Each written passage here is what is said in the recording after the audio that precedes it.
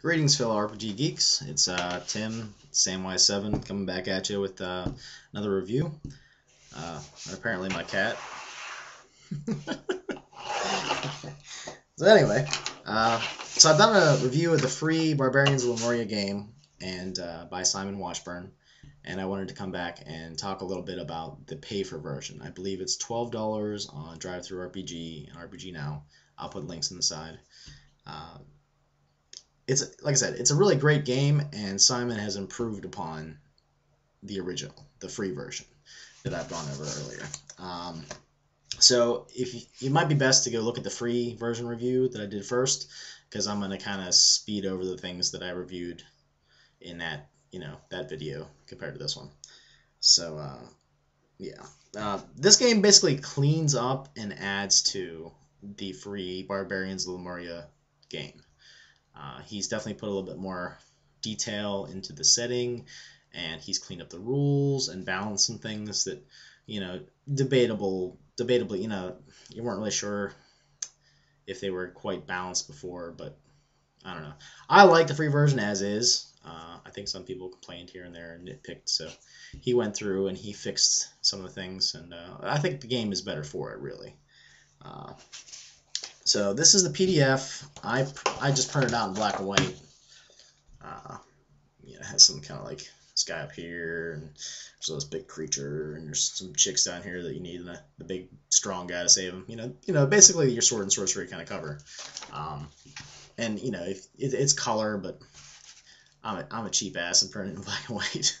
So anyway, so that's the game. That's what the cover is. Alright, so some of the things he cleaned up about the character creation. Remember I said that there are 4 stats, there's 4 combat skills, and there are, let's see here, 4 careers, which double as the skills. The way he cleaned it up a little bit, he said that the max you could put in any one was 3, so that, so you had to put at least 1 somewhere else. And he also has an option where you can give something a -1, and then you can get an extra +1. So you could have, literally, it balances out to say you have +4 overall in your stats, but you could have like a -1 and a +1 in there. So you could actually have like +5 in there, if that makes sense. It's basically a way to give yourself a little negative. Like if you want to play the dumb guy, you can put your -1 in your int, and then you got +4 to play with for the other, the other 3 stats or combat skills, whatever the case may be. So that's kind of nice. Kind of lets you tweak the system a little bit. They modified how melee combat works. Before you use strength, and you add it to your melee combat skill. Now you add dex, because I think he took some feedback from this. I know I mentioned this. If everything was based on strength, then why put it anywhere else? So you need dex to hit, and then you have strength to do damage. So that's kind of nice. So that balanced out. There's also some additional rules for two-handed weapons, and he has some nice little black and white drawings of the weapons, which, I don't know, they kind of endear. I really like them. They just in with the descriptions of the weapons. Let's see here. So he added to the career list. He fleshed out some more ideas. I think he took some submissions from people that have played the game, and I think each one has like 2 titles, so they're kind of broad. One really nice thing that Simon has done with this version of the game, he's added origins. And like I said, he's kind of fleshed out the whole setting, so it's actually fleshed out enough I would like to run in the setting. But these origins are basically like traits and flaws. So like in like Rollmaster would be like talents and flaws, or like feats, that sort of thing. They give you certain bonuses depending on where you're from. So if you're from, a certain section of the setting, you get an option of a couple traits. You can take 1 for free, and that would be it if you want to stop there. But you can have an additional trait if you take a flaw. There's also an option of spending 2 hero points instead of taking the flaw. But with my experience of the game, you want your hero points. You want to stay alive. And you want to be able to tweak what happens in the story with the hero points. So keep those and take the flaw. And really, I like characters that are flawed. I like something that gives me a chance to role play something different. Like, for example, in a D&D game once, I played a dwarf with one arm. And the GM asked me, well, why are you doing that? You're hurting yourself. You're making it more difficult. I said, exactly. That gives me something to role play. So he was one of my favorite characters. You know, things like drinking potions and holding my axe became an issue because I couldn't drink the potion if I didn't have a hand and hold my axe. So you see what I'm saying?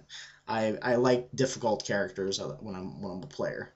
Um, so Simon has done a nice job in cleaning up the system, adding to it, adding more setting information. Um, Also, with these origins, the traits and flaws, there's a master list, so you don't have to use the setting that comes with the rules. You can just go off of the traits and flaws and port them over to some other setting. I've heard of a lot of people using BOL for Star Wars, for other settings, sci-fi games, so it's very portable. There's Barbarians of the Aftermath. There's, I think, Dogs of War. There's just all kinds of cool things that the BOL engine is basically fueling. Let's see what else we got here. Oh yeah, the modified mechanics. Before it was just straight 2d6, you needed a 9 difficulty. Now with the traits and the flaws, you have a chance of using a 3d6 mechanic. And the 3d6 mechanic works positively and negatively. If you have a flaw, you roll 3d6, you drop the highest. If it's a trait, you roll 3d6 and you drop the lowest. So it's kind of a nice little tweak. It's real simple to just knock off the highest one, or knock off the lowest one. So I was kind of impressed with that. So that's the 3d6. The setting information, like I said, he fleshed out in a way that would make me want to actually play in the setting.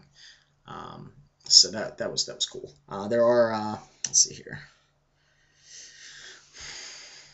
He modified hero points and made them more universal, so they don't just do like 1 or 2 things. There's several options. My favorite is the Twist of Fate, which in my opinion kind of brings more of the story game, the story jamming games into this like more traditional RPG, where basically the Twist of Fate, using the hero points, lets the players tweak the story, lets them bring their own creativity to the story itself.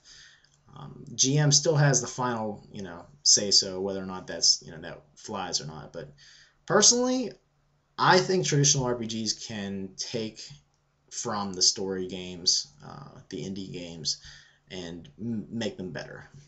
Basically improve upon them. So Twist of Fate was really cool with the hero points. There are more combat options, and at the very end, there are optional rules for people that like specified movement rules, people that like, two-hand fighting, those sorts of things. Basically a little bit more crunch, and that's why I think he made them optional, because, like I said, I'm more rules light. I'm more of a narrativist.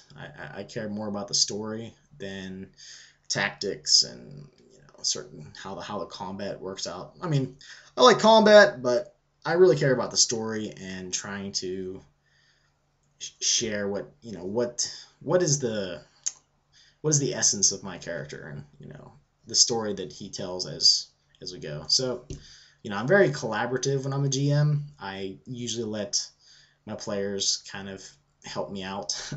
I usually use my players' paranoid delusions and add that to the story, because normally they come up with ideas that are 10 times better than what I would. So as GMs, just as a GM note, always listen to your paranoid players, because it'll fuel your stories.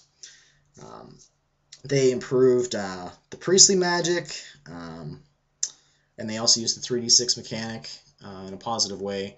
If you are casting a spell in the domain of your god, which is nice. They fleshed out the gods. They improved the magic system. They include alchemy rules, which were just kind of mentioned in the free version.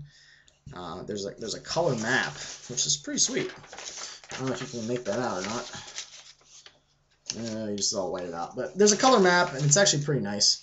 They've added races. They're fully fleshed out. There's a huge bestiary, places. The sample adventures are a lot better, and like I said, the optional rules.